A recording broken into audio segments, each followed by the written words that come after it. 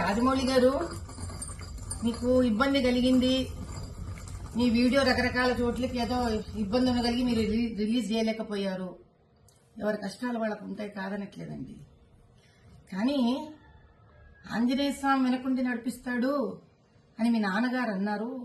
అది ఇప్పుడు భావ్యంగా అనిపించట్లేదు మీకు అన్నారు కదా. పోనీ బాహుబలి సినిమాలో కోట్లు సంపాదించారు కదండి శివలింగాన్ని ఎత్తిపించి పాపం ప్రభాస్ గారితో. అప్పుడేమన్నా శివుడి మీద ఏమైనా దానకం చదివారా మీరేమన్నా? ఏ శివాలయానికి ఏమైనా దాన ధర్మాలు చేశారా? ఆ రోజు చేసింది లేదు, ఈ రోజు తిట్టుకోవడం ఎందుకండి ఆంజనేయ స్వామిని చెప్పండి. కుల వృత్తిలో వ్యక్తులు అంటే కుమ్మరివాడు ఆ కుమ్మరి వస్తువులని, కంసాలివాడు తన కంసాలి వస్తువుని, డాక్టర్ తాను సర్జరీలో వాడే సర్జరీ వస్తువులని వీటిలన్నిటినీ దైవంగా భావిస్తారండి.